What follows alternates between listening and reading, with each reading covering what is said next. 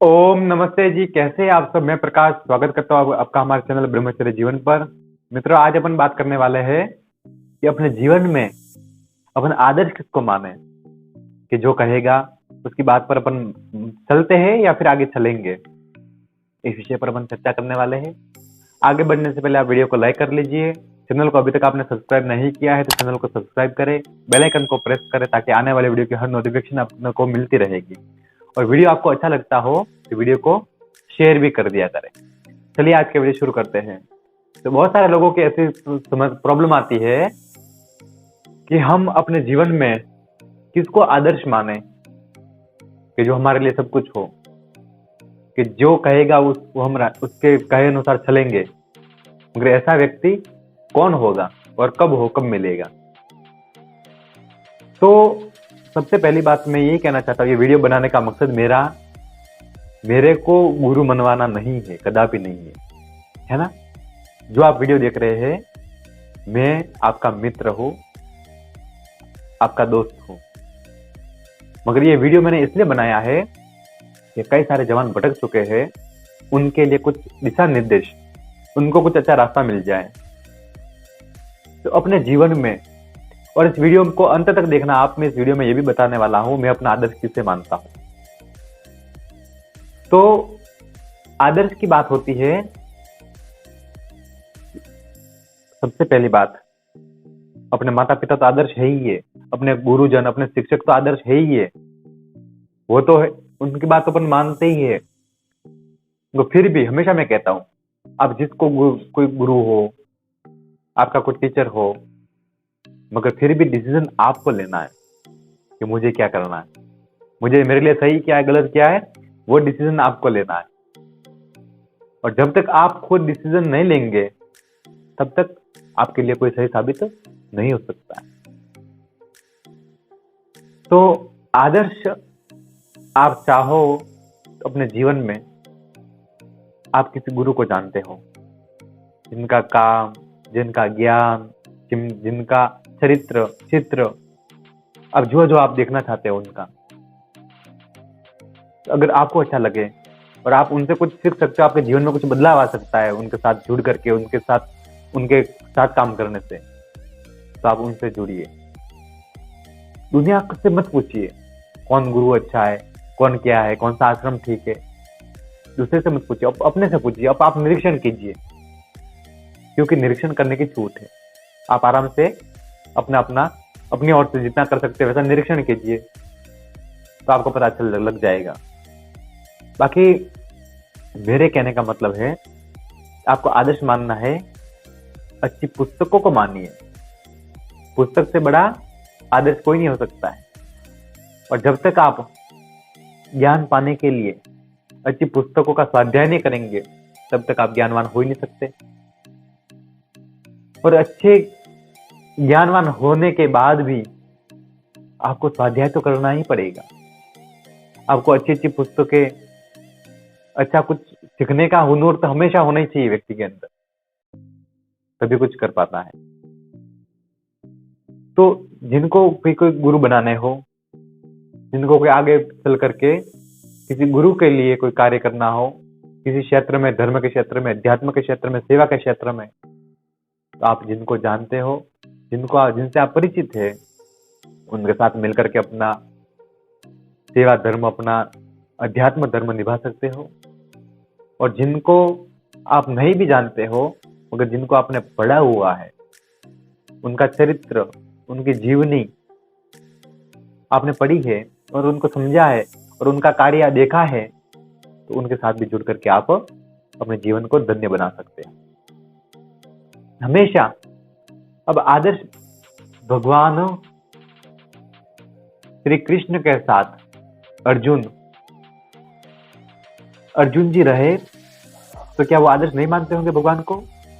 आप कहेंगे भाई ऐसी कैसी बात है, क्यों नहीं, वो मानते तो थे, तभी तो भगवान खुद उनके सारथी बन करके युद्ध के मैदान में आए। अर्जुन के सारथी, रथ चालक बन करके आए भगवान। तो आदर्श मानने की बात थी, मगर उसको, अर्जुन को विश्वास नहीं था, उनको शक था कि हमारी जीत हो पाएगी या नहीं। उसी के कारण पूरा महाभारत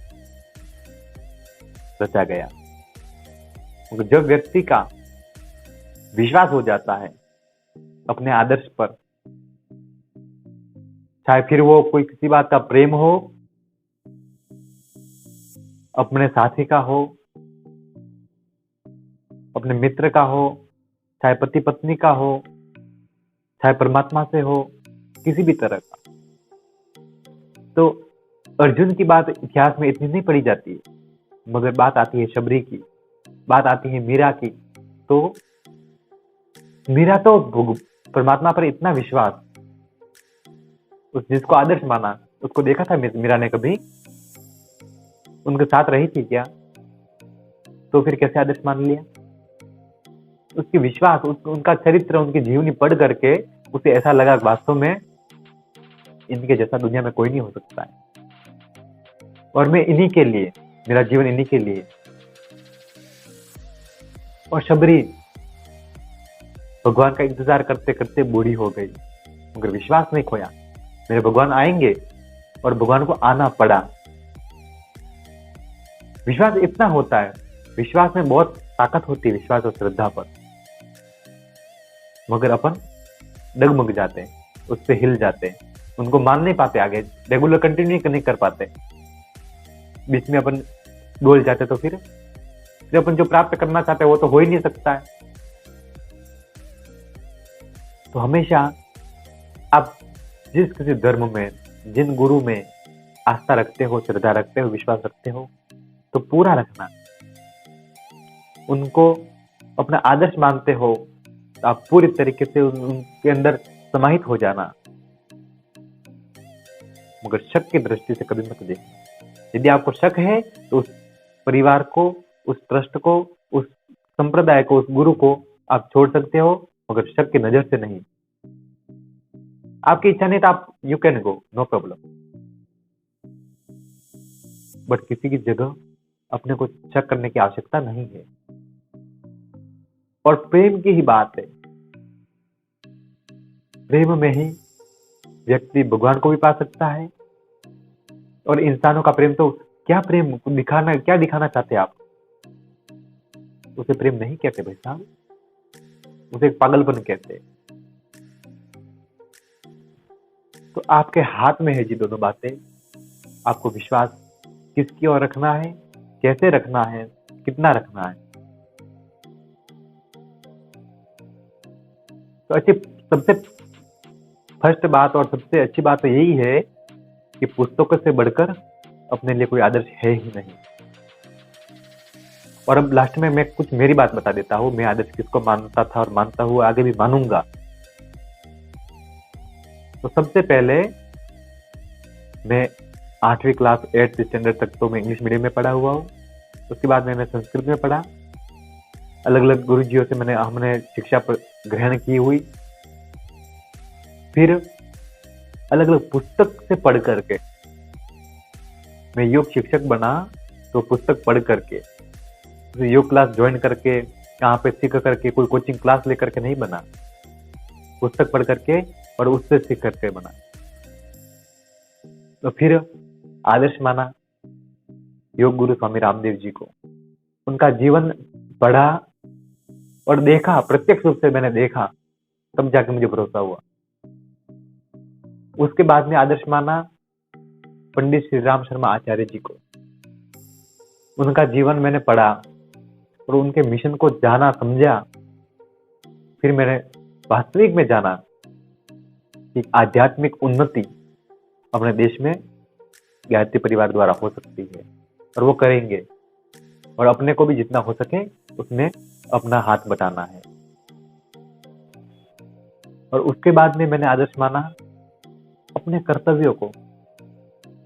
इन 2 महापुरुषों को मैंने आदर्श माना, और दूसरे, हालांकि मैं अलग अलग सभी से जुड़ा हुआ हूं, मैंने संघ के साथ में भी काम किया, आरएसएस में भी कार्य किया है, ओम शांति में भी मैंने राजयोग की कक्षाओं में भी काम किया है, आर्य समाज में भी मैं रहा हूं। जितने भी अपने अच्छे क्षेत्र में, और मैंने उनको बारीकी से समझा है।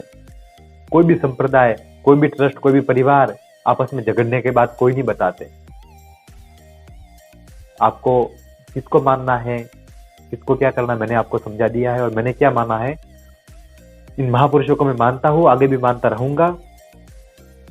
और पुस्तकों को मैं हमेशा स्वाध्याय में करता हूँ और करता भी रहूंगा।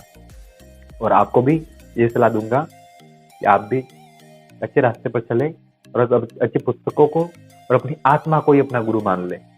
अब आप ध्यान करेंगे, आप योग करेंगे, मेडिटेशन करेंगे, आपकी आत्मा से पुकार आने लगेगी, उसको मान लेंगे, वही आपका गुरु है। वीडियो अच्छा लगा हो तो वीडियो लोगों को तक शेयर जरूर करें। फिर मिलेंगे एक नई जानकारी के साथ, तब तक के लिए आप सभी को प्रणाम।